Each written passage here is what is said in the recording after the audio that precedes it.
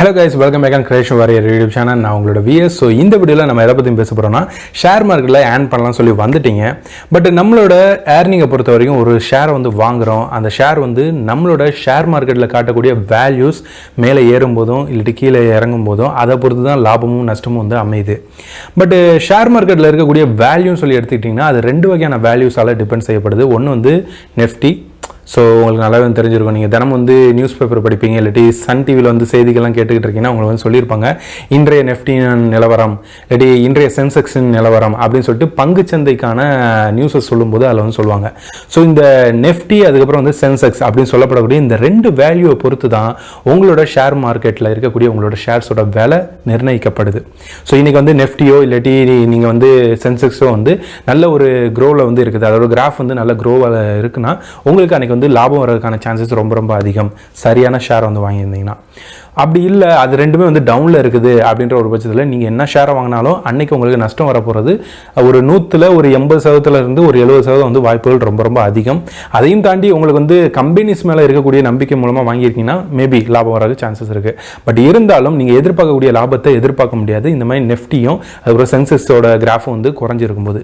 So இந்த Nifty அதுக்கப்புறம் வந்து சென்செக்ஸ் அப்படின்னு சொல்லப்படுகிற இந்த ரெண்டு விஷயம் வந்து என்னதுன்னு சொல்லி எடுத்துக்கிட்டிங்கன்னா, இப்போ ஒவ்வொரு கம்பெனியும் சேர்ந்து அவங்களோட பங்குகள் அந்த கம்பெனியோட பங்குகளை வந்து ஸ்டாக் எக்ஸ்சேஞ்ச் ஷேர் மார்க்கெட்டில் வந்து வித்திருப்பாங்க. பார்த்தீங்கன்னா நம்மளோட ப்ரீவியஸ் வீடியோ நீங்கள் பார்த்துருந்தீங்கன்னா ஷேர் மார்க்கெட்டில் எப்படி வந்து ஒரு கம்பெனியோட ஷேர்ஸ் வந்து கொண்டு வரப்படுது அப்படின்னு சொல்லி தெரிஞ்சிருப்பீங்க. மேபி பார்க்கலாட்டி கீழே டிஸ்கிரிப்ஷனில் நம்மளோட ப்ரீவியஸ் வீடியோஸ்க்கான லிங்க் உங்களுக்கு வந்து கிடச்சிடும், அதை கிளிக் பண்ணி வந்து பாருங்கள்.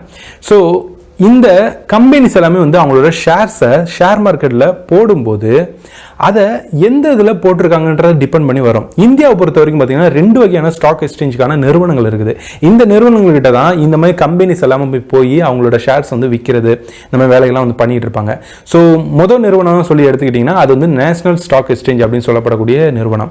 ஸோ NSE அப்படின்னு சொல்லலாம் சுருக்கமாக சொல்ல போனால். ஸோ நேஷனல் ஸ்டாக் எக்ஸ்சேஞ்ச் அதோட முதல் வார்த்தைகளை வந்து NSE அப்படி வந்து குறிப்பிடுறாங்க. இவங்களோட பாயிண்ட் தான் நெஃப்டி அப்படின்னு வந்து சொல்லப்படுது. ஸோ இந்த நெஃப்டின்ற பேர் இந்த நேஷனல் ஸ்டாக் எக்ஸ்சேஞ்ச் வச்சதுக்கான காரணம் என்னன்னா நேஷனல் பிளஸ் அதுக்கப்புறம் அதில் வரக்கூடிய 50 அப்படின்றது நேம் ரெண்டையுமே சேர்த்து நெஃப்டி அப்படின்னு சொல்லி வச்சுட்டாங்க.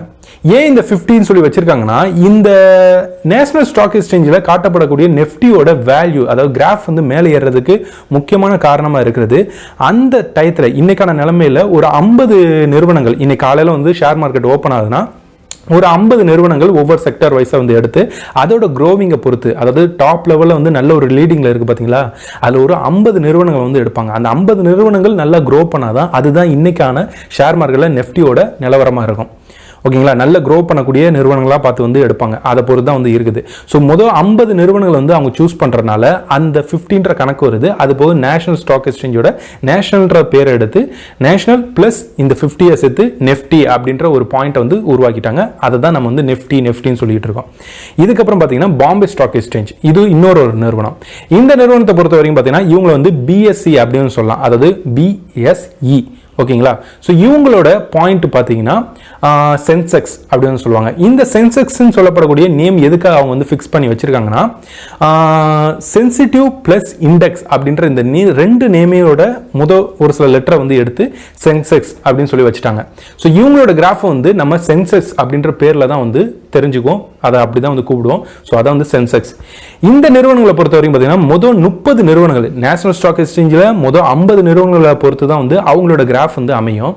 இந்த பாம்பே ஸ்டாக் எக்ஸ்சேஞ்சை பொறுத்த வரைக்கும் 30 நிறுவனங்களை வந்து டிபெண்ட் பண்ணி அதாவது லீடிங்ல இருக்கக்கூடிய நல்ல ஒரு க்ரோவிங்ல இருக்கக்கூடிய நிறுவனங்களை வச்சு தான் வந்து இதோட கிராஃபோட வேல்யூ வந்து அதிகரிக்கிறதும் குறையிறதும் வந்து அமையும்.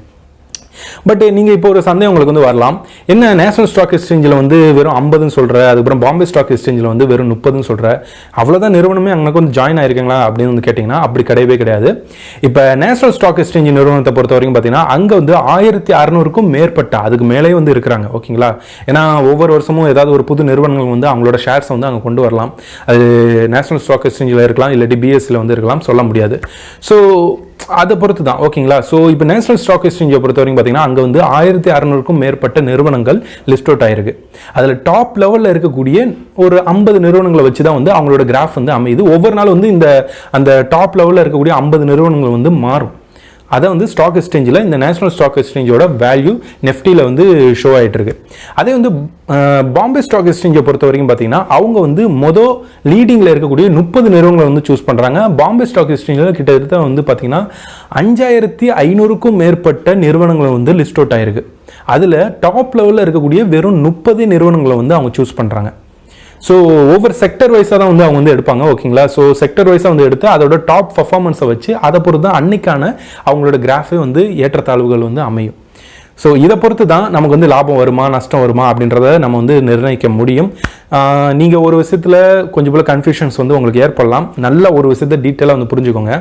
நேஷனல் ஸ்டாக் எக்ஸ்சேஞ்சோட நிலவரத்தை முடிவு பண்ணுறது நெஃப்டின்னு சொல்லப்படக்கூடிய கிராஃப், ஓகேங்களா. அந்த கிராஃபை வந்து நம்ம நெஃப்டின்ற பாயிண்டால் பேசிக்கிட்டு இருக்கோம். அதே வந்து பாம்பே ஸ்டாக் எக்ஸ்சேஞ்சோட கிராஃபை முடிவு பண்ணுறது வந்து சென்சஸ் அப்படின்னு சொல்லப்படக்கூடிய அந்த பாயிண்ட்டை வச்சு நம்ம வந்து பேசிக்கிட்டு இருக்கோம். இப்போ ஷேர் மார்க்கெட்டில் நீங்கள் ஏதோ ஒரு ஷேரை வாங்குறீங்கன்னா அந்த ஷேர் இன்னைக்கு வந்து லாபம் ஆகணும். அது வந்து நீங்கள் நேஷனல் ஸ்டாக் எக்ஸ்சேஞ்சிலையும் வாங்கலாம், இல்லாட்டி பாம்பே ஸ்டாக் எக்ஸ்சேஞ்சிலையும் வந்து வாங்கலாம், அது உங்கள் இஷ்டம் தான். எங்கே வாங்கினாலும் சரி. இப்போ பிஎஸ்சியில் வாங்குறீங்க, அதாவது பாம்பே ஸ்டாக் எக்ஸ்சேஞ்சில் வாங்குறீங்கன்னா அவங்களோட கிராஃப் நல்லா க்ரோ ஆச்சுன்னா உங்களோட ஷேர் வந்து நல்ல லாபம் வந்து கொண்டு வரது சான்சஸ் இருக்குது, ஓகேங்களா. சுருக்கமாக நீங்கள் வந்து புரிஞ்சுக்கிறதுக்காக சொல்கிறேன்.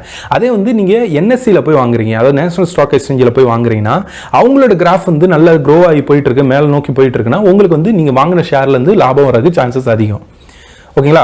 பட் அந்த கிராஃப் வந்து ஒருவேளை வந்து கீழே வருது அப்படின்ற ஒரு பட்சத்தில் நீங்கள் வாங்கின அந்த ஷேர் வந்து டவுன் ஆகிறதுக்கு சான்சஸ் இருக்குது, ப்ராஃபிட்டை நீங்கள் வந்து லூஸ் பண்ணிடுவீங்க. ஸோ உங்களுக்கு நஷ்டம் வரதுக்கு சான்சஸ் இருக்குது. இதுதான் வந்து NSC, BSC, national stock exchange, Bombay stock exchange அவங்களோட பாயிண்டான இந்த நெஃப்டி அண்ட் சென்சஸ் உங்களுக்கு ஈஸியாக வந்து புரிஞ்சுக்கணும்னு நினைக்கிறேன். அண்ட் இன்னொரு விஷயத்தை ஞாபகம் வச்சுக்கோங்க, இது முக்கியமான ஒரு பாயிண்ட்டு. நீங்கள் நேஷனல் ஸ்டாக் எக்ஸ்சேஞ்சுன்னு சொல்லி எடுத்துக்கிட்டிங்கன்னா அங்கே வந்து 1600க்கும் மேற்பட்ட, அதுக்கு மேலே வந்து இருக்குது. நான் ஒரு குத்து மதிப்பாக 1600ன்னு சொல்கிறேன். அதுக்கு மேலே வந்து நிறுவனங்கள் அங்கே வந்து லிஸ்ட் அவுட் ஆகிட்டு இருக்கு. இது வரப்போகிற சமயத்தில் இன்னும் பல நிறுவனங்கள் அவங்களோட ஷேர்ஸ் வந்து இந்த மாதிரி வந்து நேஷனல் ஸ்டாக் எக்ஸ்சேஞ்சில் வந்து கொடுக்குற சான்சஸ் இருக்குது. அதேமாதிரி பாம்பே ஸ்டாக் எக்ஸ்சேஞ்சில் வந்து 5500க்கும் மேற்பட்ட நிறுவனங்கள் அவங்களோட ஷேர்ஸ் வந்து கொடுத்துருக்காங்க. இன்னும் வரப்போகிற சமயத்தில் இன்னும் பல நிறுவனங்கள் வந்து அங்கே வந்து ஜாயின் ஆகிறதுக்கு வந்து சான்சஸ் இருக்குது. ஸோ இதை பொறுத்து தான் இந்த நெஃப்டியோட கிராஃபும் அதுக்கப்புறம் இந்த சென்சஸ்க்கான கிராஃபும் வந்து அமையுது. இது நல்லா இருந்துச்சுன்னா உங்களுக்கு லாபம் வரும், நல்லா இல்லாட்டி உங்களுக்கு வந்து நஷ்டம் வரும். இப்போ உங்களுக்கு வந்து கிளியராக புரிஞ்சிருக்கும்னு நினைக்கிறேன். நம்மளோட ப்ரீவியஸ் வீடியோ போய் செக் அவுட் பண்ணி பாருங்க, அதில் உங்களுக்கு இன்னும் நிறைய ஒரு டீட்டெயில்ஸ் வந்து கிடைக்கும். அண்ட் நீங்கள் வந்து பிகினிங் ஸ்டேஜில் இருக்கிறீங்கன்னா நம்மளோட இந்த சீரீஸில் வரக்கூடிய எல்லா வீடியோ வந்து பார்க்கணும். பிகாஸ் நீங்கள் இப்போ பார்த்துட்டு இருக்க ஒரு வீடியோ வந்து பார்த்தீங்கன்னா 4வது பார்ட்கான வீடியோ, ஷேர் மார்க்கெட்டோட பேசிக் டியூட்டோரியலோட 4வது பார்ட். நம்மளோட ப்ரீவியஸ் வீடியோலாம் A to Z வந்து பாருங்கள். அப்போ தான் உங்களுக்கு வந்து கிளியரான எக்ஸ்ப்ளனேஷன் வித் நாலேஜோட உங்களுக்கு ப்ரொவைட் செய்யப்படும்.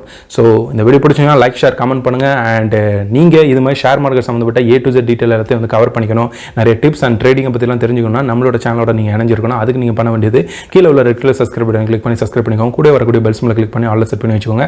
அடுத்த ஒரு இன்ட்ரெஸ்டிங் வீடியோ சந்திக்கிறேன். And then by from VS.